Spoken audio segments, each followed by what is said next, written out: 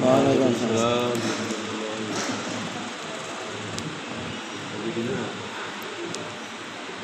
Setan.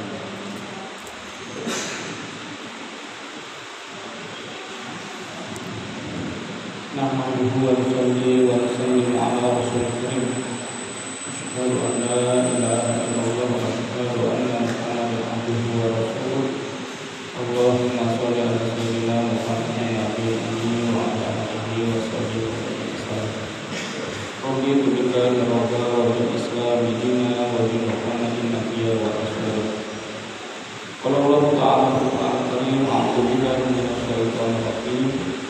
Ya ayyuhalladzina amanu taqullaha haqqa tuqatih wa la tamutunna illa wa antum muslimun. Wa qala Rasulullah sallallahu alaihi wasallam, man ahya sunnati faqad ahabani wa man ahabbani kana ma'ana. Sallallahu alaihi wasallam. Wa nahnu 'ala dzalika minasy-syahidin wasyakirin walhamdulillahi rabbil alamin. Hadirin Allah Subhanahu wa taala, bersyukur Allah Subhanahu wa taala atas nama Allah Subhanahu wa taala. Allah Subhanahu wa taala masih ingin kita dapatkan kita di tempat yang mulia. Contoh amalan orang yang dimuliakan oleh Allah Subhanahu wa taala. Yang mulia-mulianya manusia bertauhid. Live show. Lakukan suatu amal yang mulia, berada di tempat yang mulia, mencontoh orang yang mulia, dengan berharap penuh kepada Allah Subhanahu wa taala. Semoga Allah Subhanahu wa taala beri kemuliaan kita di dunia dan di akhirat. Allahumma amin. Jamaah salat syukur kepada Allah Subhanahu wa taala telah menjadi ketetapan Allah Subhanahu wa taala, dan ketetapan ini tidak akan berubah dari zamannya Nabi Adam sampai hari kiamat. Apa yang telah menjadi ketetapan Allah Subhanahu wa taala yang tidak akan pernah dirubah, bahwasanya kebahagiaan, kejayaan, kesuksesan hidup manusia di dunia sementara dan di akhirat dan selamanya hanya dalam amal agama yang sempurna, seperti yang dicontohkan oleh Rasulullah sallallahu alaihi wasallam. Sejauh mana usaha kita untuk mendatangkan amal agama yang sempurna dalam kehidupan kita, maka sejauh itu pula Allah SWT akan datangkan kebahagiaan, kejayaan, kesuksesan. Dan sebaliknya, ketiadaan amal agama dalam kehidupan kita akan menyebabkan kesusahan, kepayahan, kegelisahan, kegundahan, kehinaan, kesengsaraan, dan dunia yang sementara berarti yang di akhirat yang selamanya. Maka usaha yang wajib, yang paling penting untuk diusahakan dalam kehidupan manusia ini adalah usaha untuk menyempurnakan amal agama dalam kehidupan kita. Hadirin Allah Subhanahu wa taala, untuk mengamalkan agama ini maka diperlukan iman. Tidak bisa agama ini wujud dalam kehidupan kita apabila dalam diri kita ini tidak ada iman. Karena dengan iman ini manusia akan bergerak untuk menyempurnakan agama dalam kehidupan. Apa itu iman? Al-Quran menyampaikan iman ini di antara maknanya adalah membohongkan yang nampak, meyakini yang tidak nampak. Kita bohongkan yang nampak, seolah-olah yang nampak ini dah memberi manfaat, yang memberi mudarat, padahal yang hanya mampu memberi manfaat dan mudarat hanya Allah Subhanahu wa taala. Selain Allah adalah makhluk ini untuk memberi manfaat berhajat kepada Allah Subhanahu wa taala. Tapi Allah Subhanahu wa taala untuk memberi manfaat atau memberikan mudarat tidak berhajat kepada makhluk. Hari mata Allah Subhanahu wa taala, maka penting kita membacakan Allah, mengenal Allah, menghadapkan Allah. Dialah Allah Azza yang mendatangkan terangnya daripada gelapnya. Dialah Allah Azza yang mendatangkan dinginnya daripada panasnya. Dialah Allah Azza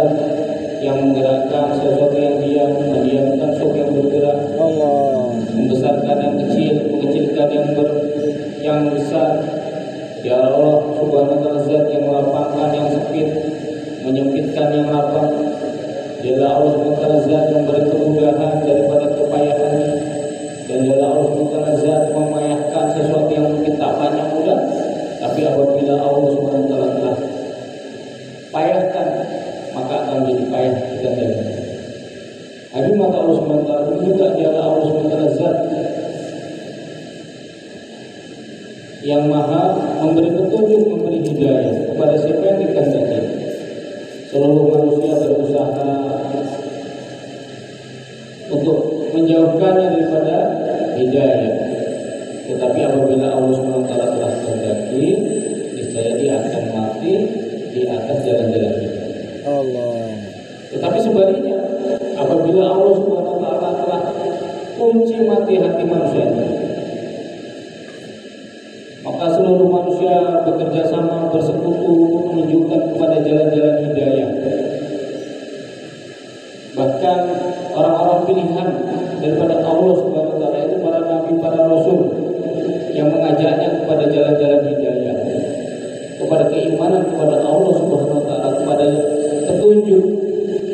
Tetapi apabila Allah telah kunci mati hati manusia ini, maka niscaya dia akan mati di atas keingkaran, kekufuran, kekafiran kepada Allah. Alhamdulillah. Maka bersyukur kepada Allah SWT hari ini. Allah SWT masih beri kita hidayah. Masih ada orang yang memikirkan kita. Masih ada orang yang peduli dengan kita. Bagaimana iman kita wujud secara sempurna dalam kehidupan kita. Masih ada orang yang mau mendoakan kita, Masya Allah. Hari maka Allah SWT, nikmat iman, nikmat hidayah ini nikmat yang besar kita. Karena tidak semua diberikan nikmat iman ini kepada makhluk ciptaan. Hari maka Allah SWT, dialah Allah SWT yang maha pencipta 7 betara langit, 7 betara bumi. Tanda Allah SWT cinta kepada makhluk ciptaannya, maka makhluk ciptaannya ini diciptakan sebagai manusia. Dan syukur pada Allah SWT hari ini, Allah SWT ciptakan kita ini sebagai manusia. Coba seandainya Allah SWT ciptakan kita selain daripada manusia, seandainya diciptakan menjadi binatang monyet, itu masalah dari hutan Kalimantan. Atau diciptakan sebagai batu-batu atau sebagai gunung-gunung, maka tidak ditempatkan di tempat yang mudah ini. Tapi kasih sayangnya Allah SWT jadikan kita sebagai manusia. Dan tanda Allah SWT cinta kepada yang namanya manusia, maka manusia itu diberikan iman di dalam hatinya. Nilainya manusia di hadapan Allah SWT bukan berdasarkan rupanya, gantengnya, cantiknya, atau berdasarkan kecerdasannya, IQ-nya melebihi Albert Einstein misalnya, atau tenaganya melebihi orang yang terkuat hari ini, atau hartanya, jabatannya, kekayaannya, bukan hal itu. Tetapi kemuliaan manusia di hadapan Allah SWT karena ada iman di dalam hati. Dan pada Allah bercinta kepada manusia yang beriman, maka dimudahkan untuk beramal soleh. Karena iman ini bergandengan dengan amal soleh. Wujudnya iman dalam kehidupan manusia yaitu dengan beramal soleh. Bukan beramal salah, tapi beramal soleh. Amal soleh ini adalah amalan yang dicontohkan oleh baginda Rasulullah Shallallahu Alaihi Wasallam.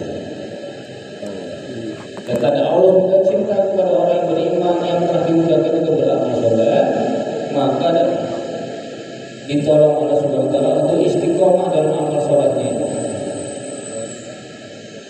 Karena ada juga orang sudah beramal soleh tapi tidak istiqomah dalam amalnya. Hari ini buat, besoknya lagi enggak. Tapi yang dikehendaki adalah istiqomah. Summa istaqom, kemudian beristiqomah. Innal ladzina qalu rabbunallah tsumma istaqamu. Beristiqomah, bahkan meningkat terus, bukan sekedar berkelanjutan, tapi amalnya meningkat. Dan tanda Allah SWT cinta kepada orang yang telah istiqomah dalam amal ini, diberikan kelezatan dari amal, sehingga merasa sedih ketika kehilangan amalnya.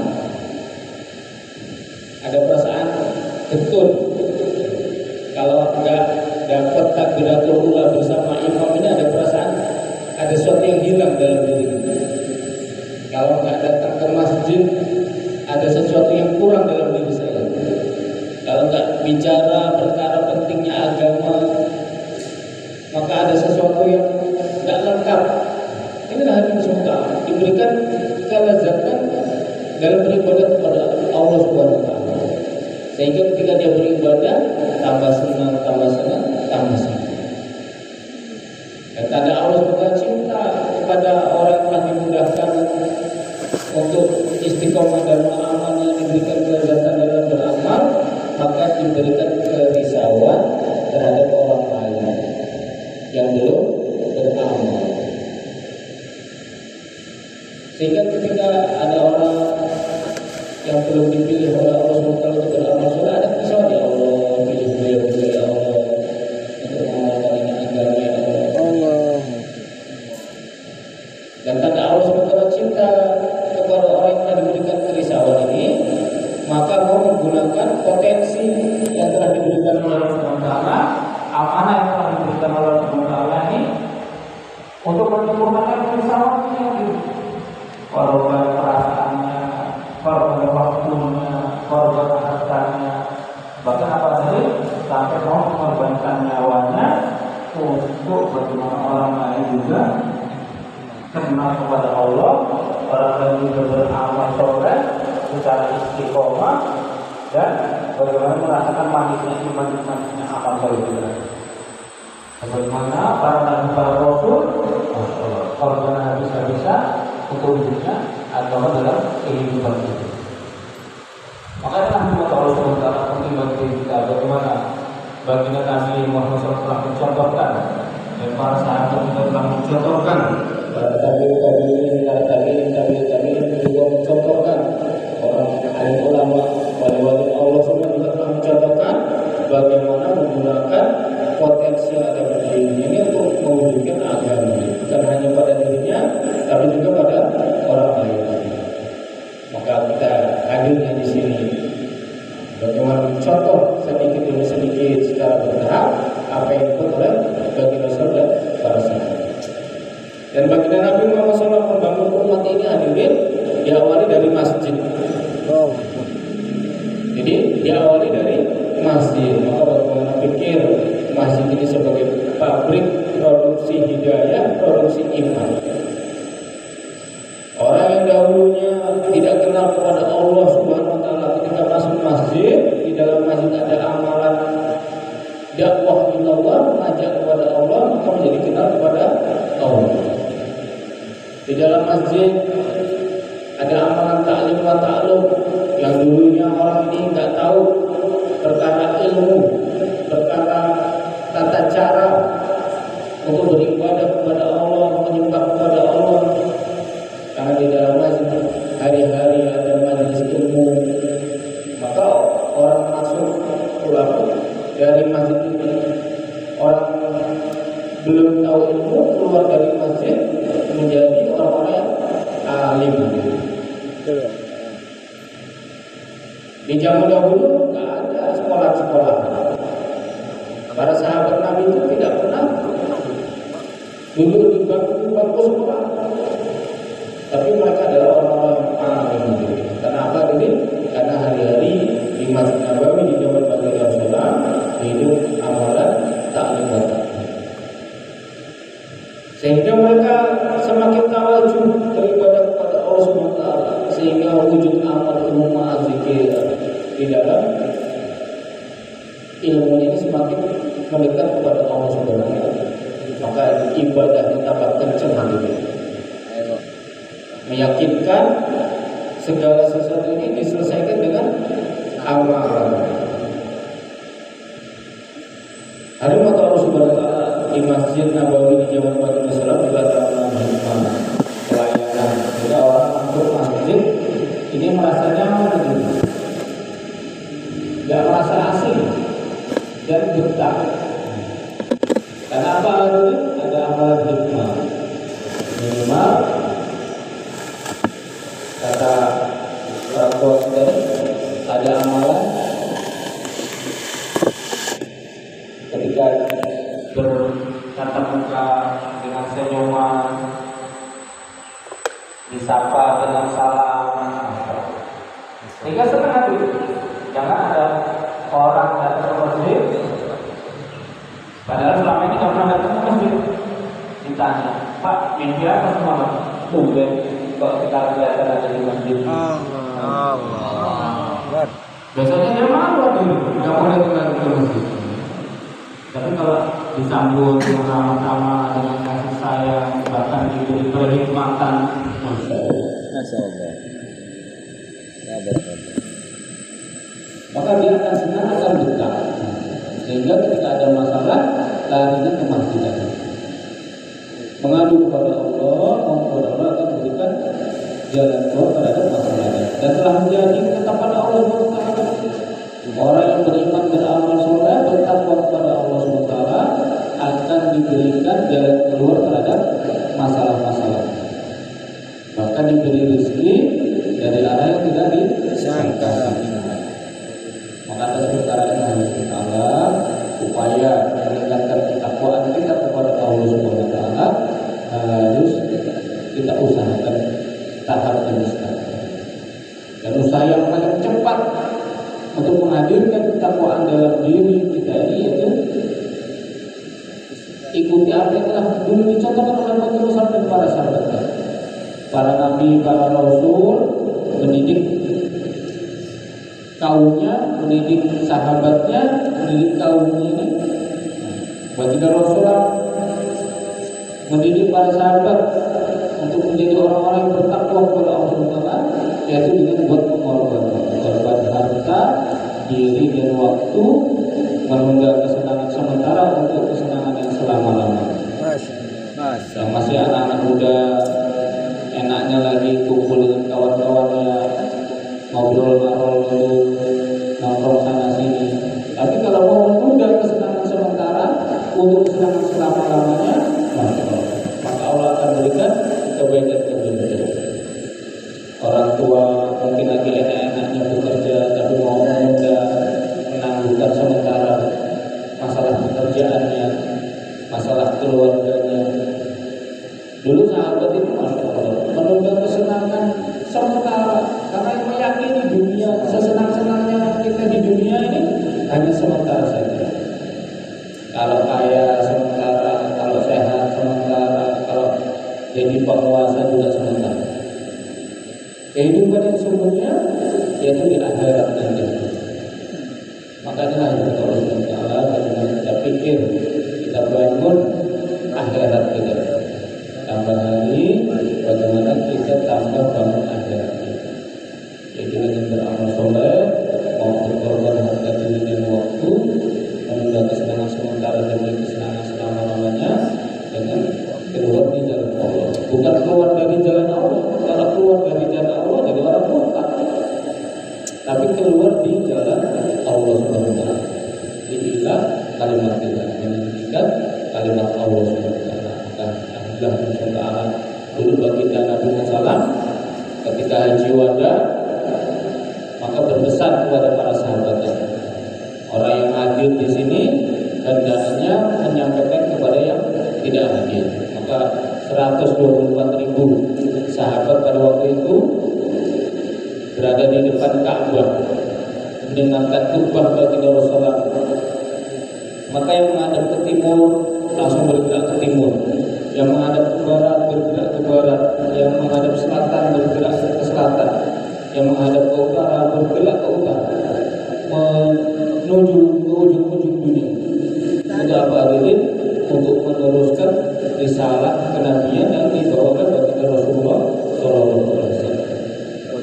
Sehingga alhamdulillah berkahnya hari ini kita kenal dengan Allah Subhanahu wa taala. 124.000 sahabat ini yang kuburnya di Mekah dan Madinah kurang lebih cuma ada 10.000 aja. Jadi yang 114.000 kubur sahabat ini bertebaran di penjuru dunia.